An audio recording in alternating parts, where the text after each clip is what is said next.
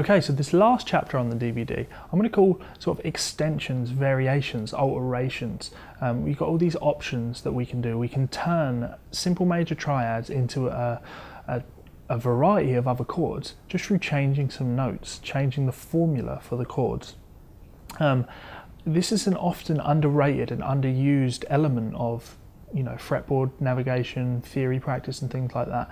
There's always sort of, as guitar players, as musicians, this urge to rush on. Let's move on, let's do the next thing, let's learn the next complicated thing, rather than really getting to grips with what you know and finding what you know and utilising it to its best capabilities. Why not milk these ideas for everything they're worth?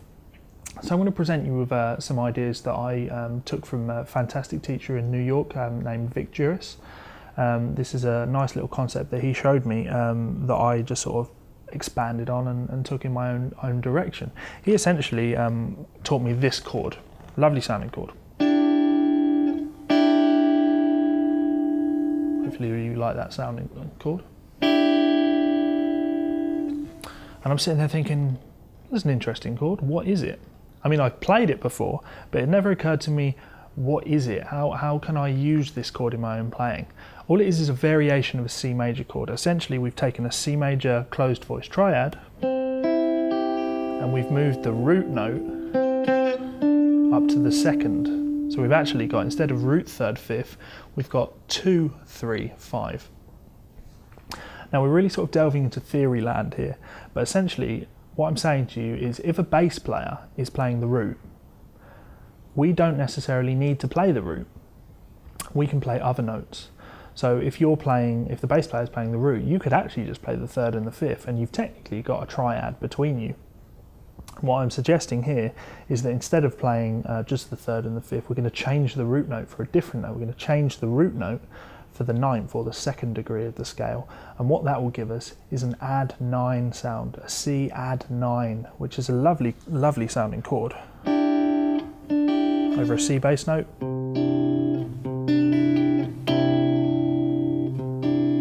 Lovely sounding chord. And essentially all I've done there is I've taken my C major open voice triad and I've moved the root note up 2 frets to the ninth. So this becomes this. Now this is where things are going to get scary. You don't need for me to say what I'm about to say, but I'm going to say it anyway and scare you. We can do that for every single open voice triad that we've learned. We can do that for every single closed voice triad that we've learned. This becomes this. This becomes this. This becomes this. This becomes this. I've taken each one of my major triads in closed voicings and moved the root up to create an add 9 sound. And this just sort of gives you a lot of options as a composer or as a session player or whatever, that when you see a C chord on the chart, maybe you don't play C, maybe you play C add 9 just to give it a bit of colour. I like chords like that. I like playing this voicing. The chord progression might be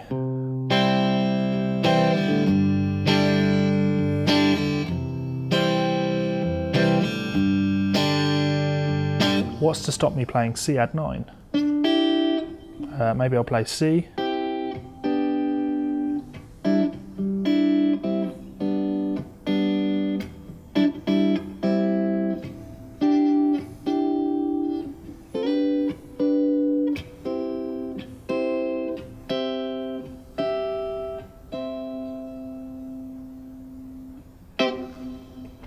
Lots of sort of options, endless options, and it really gets scary. Remember, we can do this for each one of our open voice triads, and we can do this for minor sounds as well. I could play a minor triad and move the root up.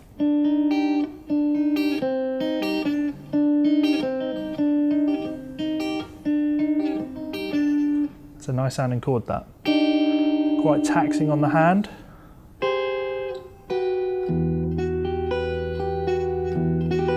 It's a nice sounding chord nonetheless, and hopefully you can see where it's come from. I've just taken a minor triad and I've moved the root up.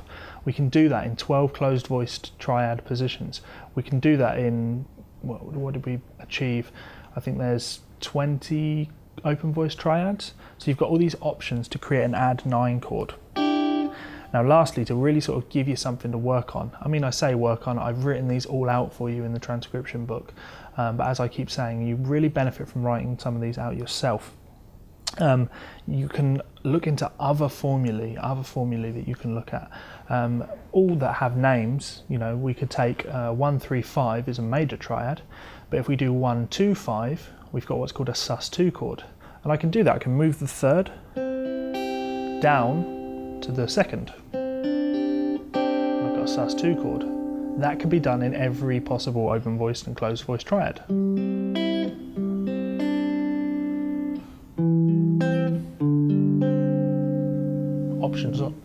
Options. I could do 1, 4, 5, which would be a sus triad. 1, 4, 5. Move the third up a semitone to the fourth.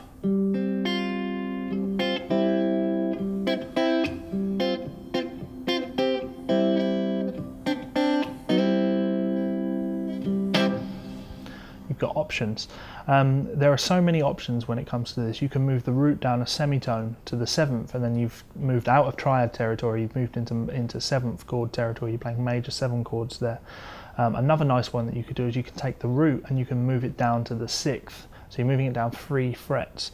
Now sometimes you'll need to refinger those to make those make those physically playable. But if I take a C major chord, move the root down to the 6th,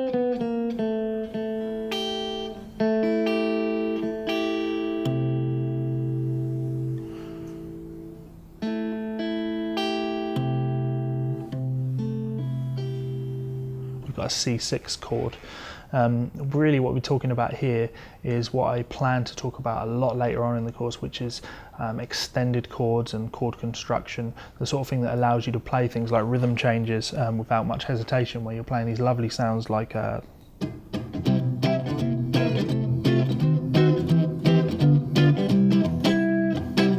lots of extended voicings in there, diminished chords and 6 chords, etc. But that's obviously a subject for another day. So what I would really encourage you to go away and do is refer to the tablature, spend your time working on your major triads and minor triads in closed and open voicings, and then sit down when you're really at home with those ideas and create some sus chords and add 9 chords and things like that. There's definitely a lot of work in there for you.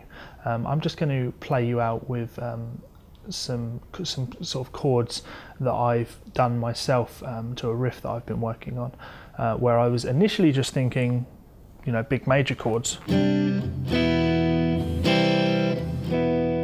But what I found is that some of these sus chords that I've learnt sound a lot nicer than going.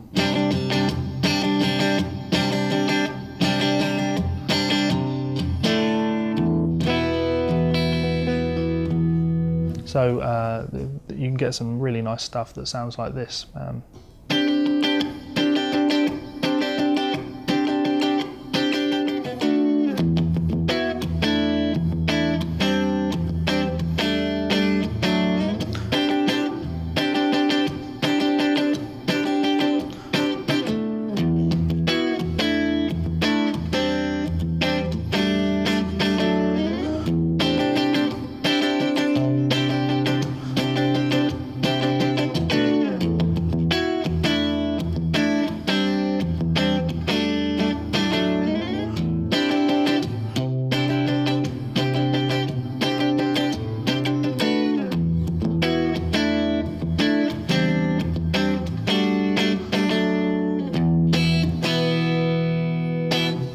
There's lots of chords going on in there, but it really sort of gives you an idea of some of the creative options that these voicings will open up to you.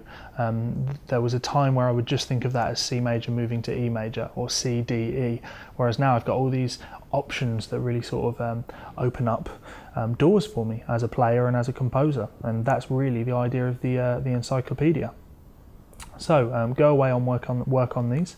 I hope you enjoy working on them as much as I've enjoyed learning them and using them. I'm sure you'll get a lot of stuff out of them, and I will see you on the next one.